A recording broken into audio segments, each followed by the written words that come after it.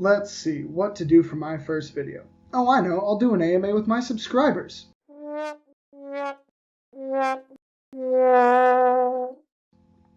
Right, to the next idea. Hello random person who probably clicked this video by accident, and welcome to something that doesn't matter. In this video, I want to talk about the Halo 5 Req system and what can be done to improve it. I know some of the community wants it gone entirely, but with Halo 5 making a boat ton of money without even selling the most copies, I think it's pretty obvious that it's here to stay. So we might as well quit trying to fight it and see what we can do to better it, because I actually believe the Req system can be put together in a way that benefits both 343 and us, the Halo community. I know this sounds like a crazy idea, but hear me out. This is what we want, because Halo doesn't exist if it doesn't make money. But it also isn't the best it can be if the community continues to be as toxic as it has a tendency to do. I'm not naming any names, but I'm pretty sure you can think of a Halo channel that used to be super positive and turned a little more toxic than you could handle. So what's my big idea?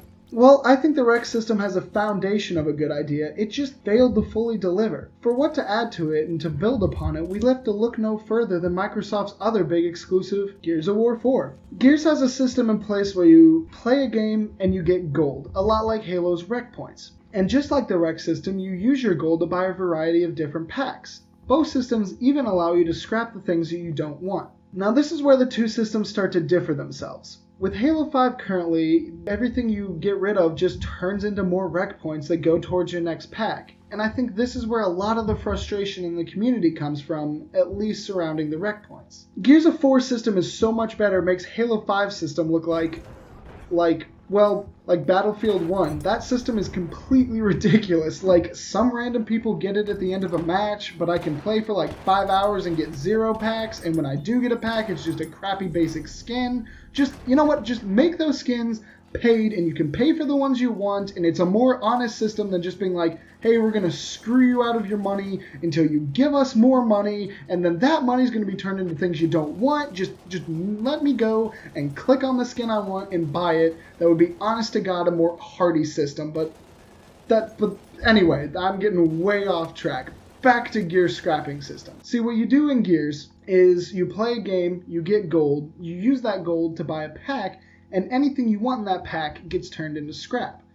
The reason this is genius is that everything in the game can be bought with scrap, so it instills in you this desire to keep on grinding loot boxes because of that small whisper in your head that says eventually you're going to get something you really want. This, in my mind, is close to the perfect system, and for Halo you could do the same thing, just change the name. Call them Chief Points, I don't care. But the reason it's perfect is because the loot box is still there for those people who want to throw their wallet at it until they're living at their local hobo hut, or, underpasses I've also heard it called, and at the same time you ensure that people know that their time spent playing will be rewarded with things that they truly want from the game. It'll also help the devs see the things the community really cares about, because it'll show them what they're spending their scrap on and they can invest their time in the best way possible. It'll also help to drastically reduce that painful feeling you get in your gut when you get nothing but voice lines and player icons.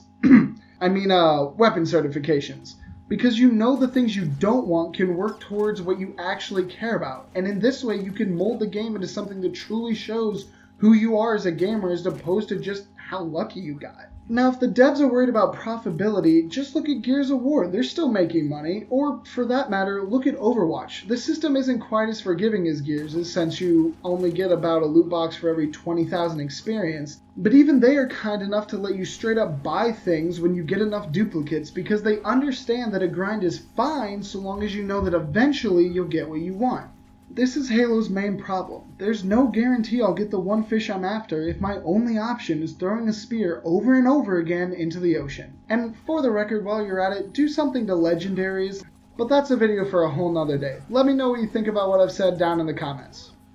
Or don't. Either way, this is CCG, and thank you so much for watching.